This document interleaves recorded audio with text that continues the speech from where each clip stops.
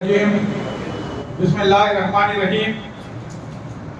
معزز و محترم سامعین کرام، الحمدللہ آج آپ نے قرآن پاک کے 6ویں پارے کی مکمل سماعت فرمائی، جس میں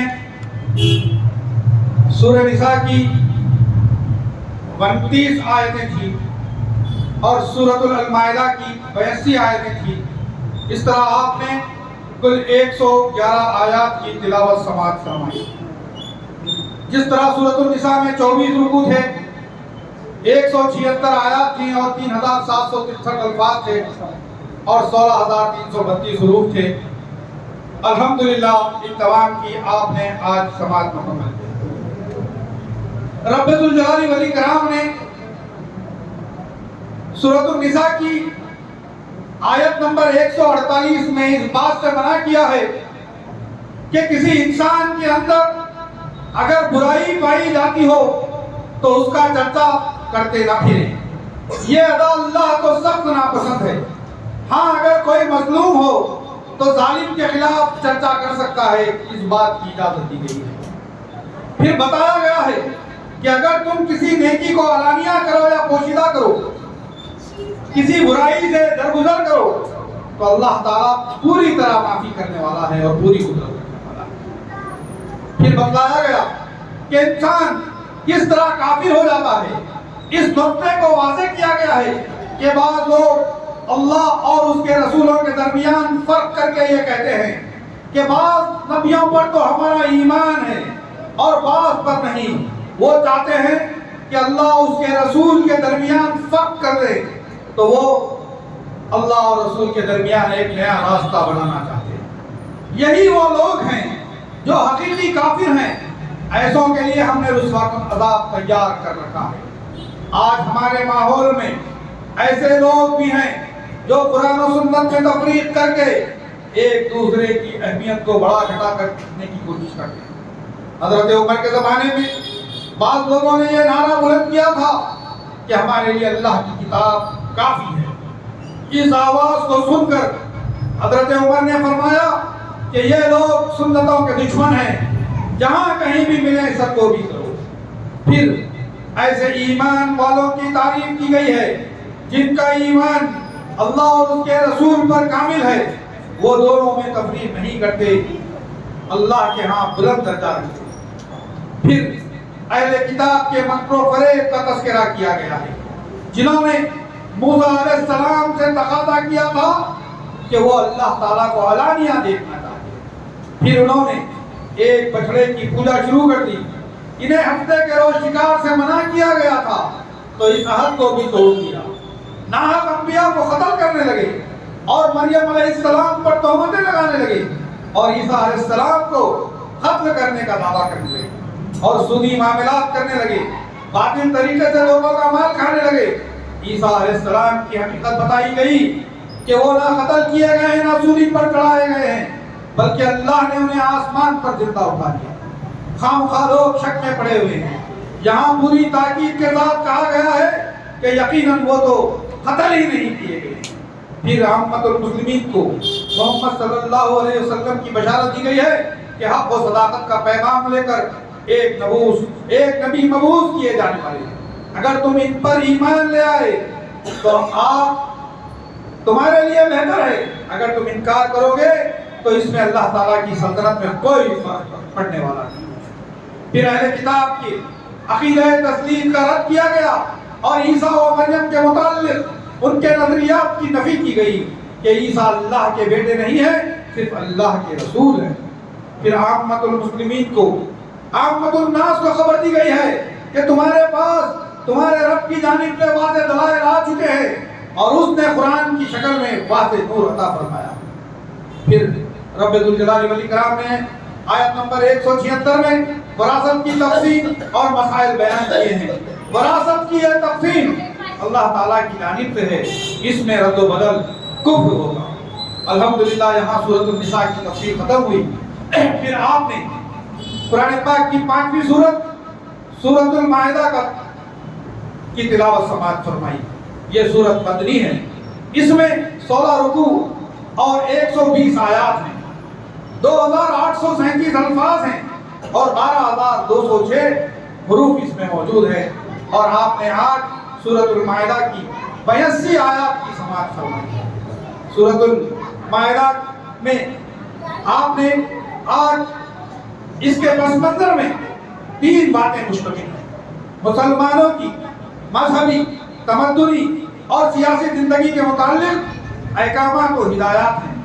سفر حج کے آداب مقرر کیے گئے. کھانے پینے کی چیزوں میں حلال و حرام کے قطعی حدود قائم کیے گئے ہیں. مسلمانوں کو نصیحت کی گئی ہے کہ چونکہ اب وہ حکمران بن چکے ہیں، ان کے ہاتھ میں طاقت تھی جس کا نشہ قوموں کی گمراہی کا سبب بنتا ہے. مظلومی کے دور کا خاتمہ تھا. جو حدود اللہ نے مقرر کیے تھے، جو حدود اللہ نے مقرر کیے ہیں، اس کی پیروی کریں اور اس پر ثابت قدم رہیں. اپنے جملہ معاملات میں کتاب الہی کے پابند رہیں. یہود اور نصارہ کو ہدایت دی گئی ہے چونکہ اب یہودیوں کا دور ٹوٹ چکا تھا. تقریباً تمام شمالی عرب کی بستیاں جو کہ یہودی تھیں اب مسلمانوں کے زیر نگی آ گئی تھی. لہذا انہیں راہ راست پر آنے کی دعوت دی گئی اور عیسائیوں کو ان کے عقائد کی غلطیوں سے آگاہ کیا گیا اور انہیں راہ راست پر آنے کی ہدایت بھی دی گئی. پھر آیت نمبر 1 میں اہل ایمان سے خطاب کر کے عہد و پیمان کی پاسداری کا حکم دیا گیا ہے اور حلال جانوروں چوپایوں کی تفصیل بتائی گئی ہے. پھر حکم دیا گیا ہے کہ حالت احرام میں ان جانوروں کا شکار منع ہے. شعائر اللہ اور اشہر الحرم کی تعظیم کا حکم دیا گیا ہے. شعائر اللہ کی تعظیم اور حرمت والے مہینوں کے احترام کا حکم اور جو جانور کعبے کو لے جا رہے ہیں اس کے بھی احترام کا حکم دیا گیا.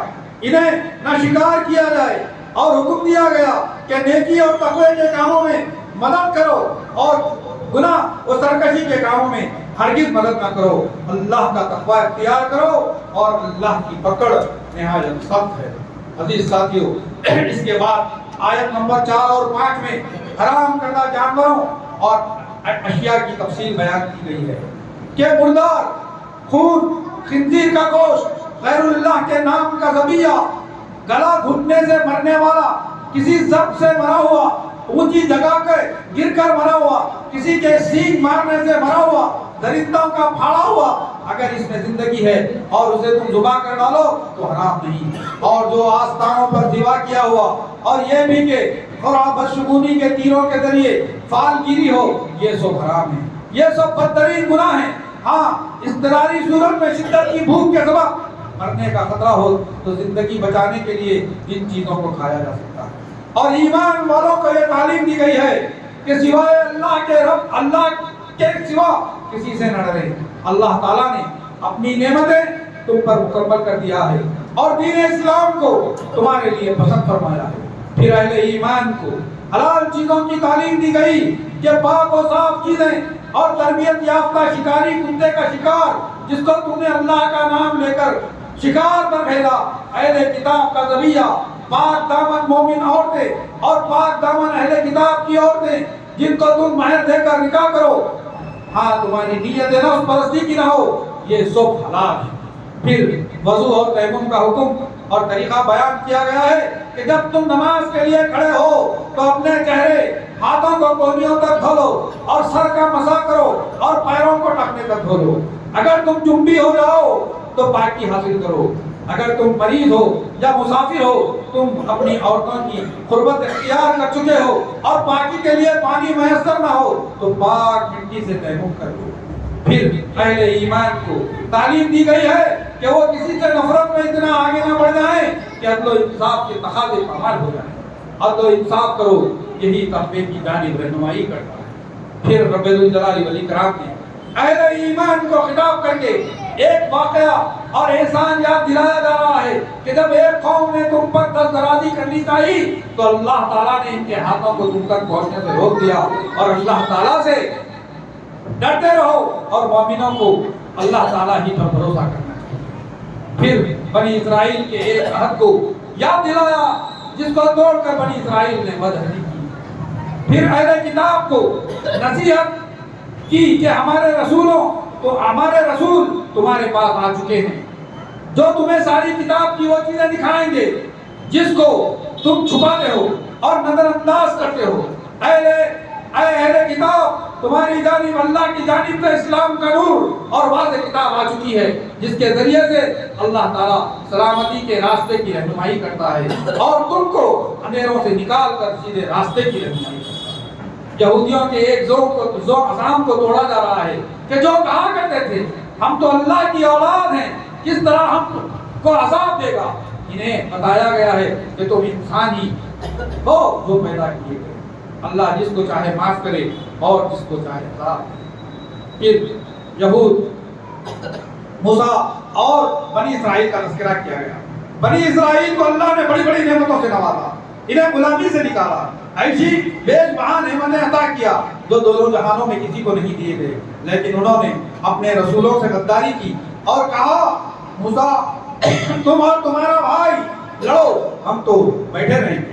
मूसा मजबूर होकर इस कौम से जुदाई तलब की और उन्हें फासिक कहा।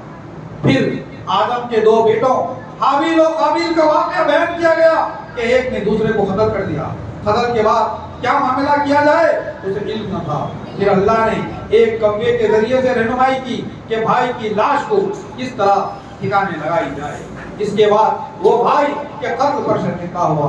यहीं से तालीम मिली कि मरने वालों को जमीन में दफनाना चाहिए। फिर कत्ल व गारतगिरी से मना किया गया और बताया गया है कि जिसने नाहक किसी को कत्ल कर दिया, जमीन में फसाद का मुआजिब बना, तो ये सारी इंसानियत का कत्ल है। जिसने किसी को जिंदगी बख्शी, ये सारी इंसानियत को हयात बख्शने के मुताबिक है। अहले ईमान को दुआए वसीला पढ़ने और अल्लाह की राह में निकलने का हुक्म दिया गया। दुआए वसीला अज़ा के बाद की दुआ को कहते हैं। जो ये दुआ पाबंदी से पढ़ेगा नबी अकरम सल्लल्लाहु अलैहि वसल्लम की शिफाअत का मुस्तहब बन जाएगा। फिर चोरी की हद बताई गई है कि चोरी करने वाले मर्द और औरत के हाथ काट दिए जाएंगे। यही इनके लिए सजा है। जो एहसास गुनाह कर ले, तौबा कर ले, तो माफ करने वाला और रहम करने वाला है। फिर रसूल अकरम सल्लल्लाहु अलैहि वसल्लम को खिताब करके तसल्ली दी जा रही है कि अहले कुफ्र और मुनाफिकीन की बातों से आप कभी खातिर ना हो, जो झूठ बोलने और बातों को तोड़ मरोड़ कर पेश करने के आदी हैं। ये ऐसे लोग हैं जिनके दिलों को अल्लाह पाक नहीं करना चाहता है, जिनके दिलों को अल्लाह पाक नहीं करना चाहता है। इन्हें अल्लाह ने फितने से दो चार कर दिया है। ये झूठ बोलने और हर बात को सुनने वाले और हराम खाने वाले। अगर ये आपके पास कोई मामला लेकर आए तो चाहे तो आप फैसला करें या इनकार करें, ये आपका कुछ भी नहीं बिगाड़ेंगे। हाँ, जब फैसला दे तो आपको इंसाफ का दे, क्योंकि अल्लाह इंसाफ करने वालों को पसंद करता है। फिर इसके बरखिलाफ अल्लाह तबारक व तआला ने सवाल करते हैं कि क्या ये लोग फिर से जाहिलियत का फैसला चाहते हैं। यकीन रखने वालों लोगों के लिए अल्लाह ताला से बेहतर फैसले और हुक्म करने वाला कौन हो सकता है। अल्लाह ने कुरान और सुन्नत को दस्तूर हयात बनाया है। मुसलमानों के तमाम फैसले इसी से होंगे। फिर अहले ईमान का खिताब करके यहूद और नसारा की दोस्ती से मना किया गया और बताया गया कि वो एक दूसरे के दोस्त मवामिन और मददगार हैं, तुम्हारे साथ दोस्ती नहीं निभा सकते। फिर बताया गया है कि अहले ईमान अगर तुम दीन से इनहराफ करके मुर्तद हो जाओ तो अल्लाह की यह कुदरत है कि वो तुमसे बेहतर कौम को पैदा करेगा जो अल्लाह को महबूब होंगे और अल्लाह उनको महबूब होगा। मोमिनों के हमदर्द होंगे और कुफ्फार के साथ साथ होंगे। वो अल्लाह की राह में जहाद भी करेंगे और मलामत करने वालों की मलामत से भी डरेंगे। ये अल्लाह का फजल है, जिसको चाहे अल्लाह अता करता है। फिर अल्लाह तबारक व तआला ने आयत नंबर 55 का 56 में बताया है कि तुम्हारे दोस्त तो अल्लाह और उसके रसूल और ईमान वाले हैं, जो नमाज और ज़कात के पाबंद और रुकू करने वाले हैं। ये सुनो, जो भी अल्लाह और उसके रसूल और अहले ईमान से दूरी अख्तियार करेगा तो जान लो कि गालिब रहने वाली जमात अल्लाह ही की है।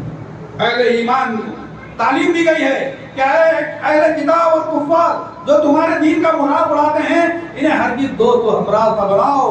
अल्लाह से डरो अगर तुम मुत्तकी हो। ये वो लोग हैं जब तुम नमाज के लिए आवाज देते हो तो लहू लहाब करते हैं और मजाक उड़ाते हैं। ये नालायक कौम है। फिर आयत नंबर 7 में बताया गया है کہ اہل کتاب و کفار ان پر تو اللہ کی لعنت و غصہ نازل ہوا ہے، انہیں تو بندر اور خنزیر بنا دیا گیا، یہ تابوت کے پیروکار ہیں، ان کا تو بدترین ٹھکانہ ہے، یہ راہ راست سے ہٹے ہوئے ہیں، ان میں کی اکثریت کو تم دیکھو گے کہ گناہوں اور سرکشی میں ڈوبے ہوئے حرام خوری کرتے ہیں، ان کے علماء بھی انہیں سرکشیوں اور مال حرام سے نہیں روکتے، ان کا تو برا ہی کام ہے۔ پھر یہود کی شرنگیتی کا اندازہ اس بات سے لگایا جا سکتا ہے کہ انہوں نے اللہ تعالیٰ کو تک کہہ دیا کہ اللہ کی اعنت کرتا ہے، ان کے ہاتھ قائم ہو جائیں، اسی قول کے سبب وہ معلول قرار دیے۔